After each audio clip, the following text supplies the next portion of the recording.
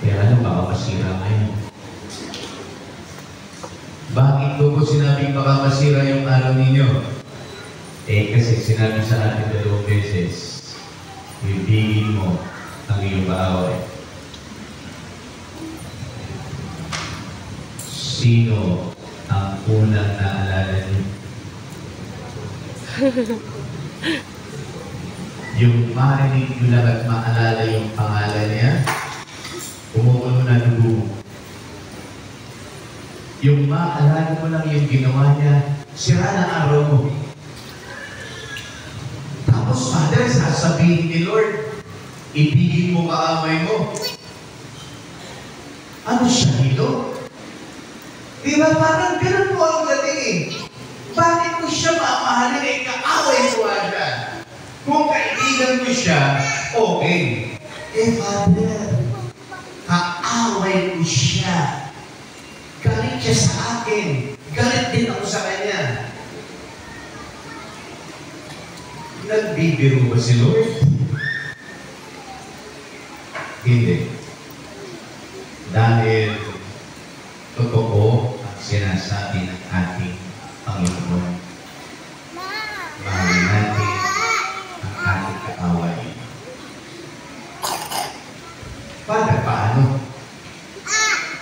Tinuturuan po tayo ng ating Panginoon kung paano. Opo, mahirap iputos niya. Kasi nga, kaaway natin siya.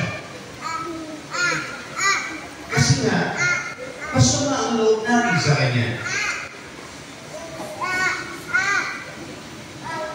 Mahirap, pero posible. Hindi naman masama na subukan. Kasi sa totoo lang, hindi yun para sa kanya, kundi para sa atin. Kasi kung hindi natin pakakawalan yung ating sarili sa galit at sama ng loob, hindi mo magkakaroon ng kapayapaan sa puso. Dahil mananatili sa'yo ang galit.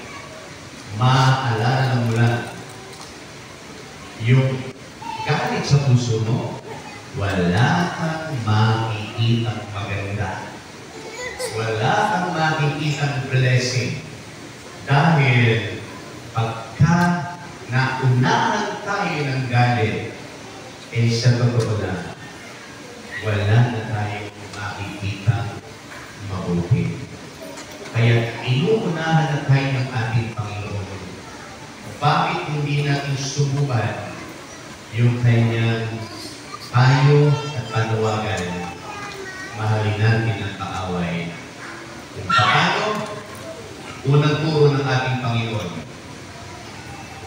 Sabi ko niya sa atin, ipagdasal mo yung kaaway mo. Yun po ang unang hakbang para mahalin mo yung kaaway mo. Ipagdasal mo siya. Father, matagal ko na ginagawa yun eh. Kung alam mo lang, Father, ilang beses ko nang ipinagdasal na sana meron hindi magandang mangyari sa kanya. Hindi po yun. Ang sabi ng ating Panginoon, ipagdasal mo na sana pagpalain siya ng Diyos. Sana maramdaman niya ang pag-ibig ng Diyos. Kasi napakasimple po. Tingnan niyo. Yung taong utang sa inyo, kung ipagdarasal ninyo na sana'y magkasakit siya, ano siya makakabayad? Diba? Baka mamaya lumapit pa sa inyo. Pwede pa palagdag na utang, ma-hospital ako eh. O hindi na nakabayad, nadagdagan pa, maaawa ka kasi. So yun na pala, ipagdasal mo na merong magandang mangyayari sa kanya. Malay mo, dahil merong magandang mangyayari sa kanya, mabayaran ka pa ng utang. E di okay, magandang nangyari, nakatulong ka sa kanya, natulungan ka rin sa pagdarasal ng mabuti sa ating kaaway. At At pansinin niyo po, pagka madalas kang nagdarasal para doon sa kaaway mo, mas unti-unti gumagaan yung pakiramdam mo. Unti-unti gumagaan yung pakiramdam mo kasi nagdarasal ka para sa kanya. Ang tinutulungan mo yung sarili mo para makalaya sa bigat ng loob at pinanakit. Subukan mo. Ikalawa, paano natin gagawin ang mahalagang kaaway? Ang sabi ng ating Panginoon, gawan mo sila ng mabuti. Kasi ang tendency po natin, pagka nakaaway natin, gagantihan natin. Pagka nakaaway natin, anong sinasabi ng iba? Lintik lang ang walang ganti. Umanda ka sa akin. Pero hindi yun ang sabi ng ating Panginoon. Huwag mong gantihan ng masama. Sa halip, gantihan mo ng mabuti ang taong nakagawa sa iyo ng masama.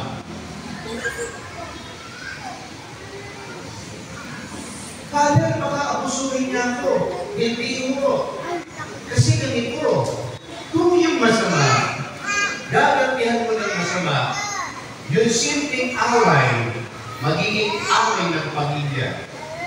Yung away ng pamilya, magiging away ng angkan. Yung away ng angkan, magiging away ng lahi hanggang tawagin itong ubusan ng lahi. Sa simpleng away lang. Kasi nga, gantihan ang gantihan. Paano matitigil yung gantihan? Gawin mo ng mabuti. Matitigil po yun. Kasi hindi ka na pag-iisipan na gantihan ng masama. Ngayon, kung ginantihan ka ng masama, tandaan mo, ang Diyos na gaganti sa'yo.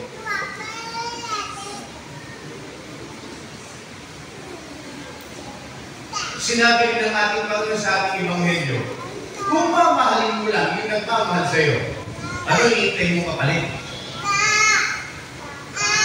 Wala ka nang hinihintay na gantimpala. Kasi nakamit mo na yung gantimpala sa mundo. Ang mga makasalanan, marunong din gumawa ng mabuti sa kanyang kapwa makasalanan. Wala kang pinag-iba. Kung ang mga tao nagbibigay at sila ang bibigyan mo, nakamit mo na rin ang gantimpala mo. Kasi bibigyan ka rin niya, gagantihan ka niya. Pero sabi ng ating Panginoon, gawa natin ng kabutihan yung mga taong wala ng kakayahang gumanti pa. Dahil ang Diyos ang gaganti sa atin. Napakaganda ng paalaala ng ating Panginoon. Mahalin natin ang kaaway, gawa natin sila ng mabuti.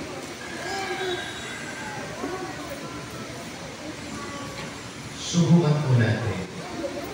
Wala namang mawawala sa atin. Pero sigurado po sa inyo, gagaan ang pakiramdam mo. Mas magiging panatag ang puso mo dahil natuto kang umunawa, natuto kang magpatawad, natuto kang magmahal sa iyong tao. Bilang panghuli, kasi ito po ay naikwento ko. Karanasan ko po kasi ito eh. Nag-isa po ako, Thanksgiving, ng mga nanalo kandidato. Nung sinabi ko po sa sermon, tapos na po ang eleksyon,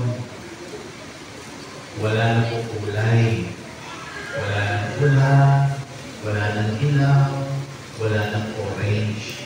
Lahat po tayo iisang bayan, magkaisa na po tayo. Sana, dun sa mga nanalo, kahit hindi po kaalyado, tulungan ninyo. Kasi ang hirap po kasi, pagka hindi kaalyado, wala kang project. Kasi nakita ko po yun eh. Doon po sa isang baryo, ang ganda-ganda ng daan. Maliban doon sa isang bloke na hindi man lang inayos. Lubak-lubak pa rin siya. At nalaman ko po, kaya pala hindi siya isinama sa ginawa dahil hindi kaalyado yung pamilya. Tignan niyo naman po yun. Dahil lang ba hindi kaalyado, hindi ko na pagagawa. Mas maganda nga, kung hindi mo kaalyado, yun ang unang mong tulungan. Dahil sa susunod na eleksyon, kaalyado mo na yan. Gawan mo ng mabuti yung tao na iisip sa'yo ng kasama. At mapapalitan yung kasama ng mabuti dahil tinutol mo na. Seryoso ang ating Panginoon. May mangyayari. Bakit hindi mo subukan? Mahalin ang ating kaawayan. Gawa natin sila ng mabuti. Ang Diyos ang bahalang gumanti sa atin. Amen.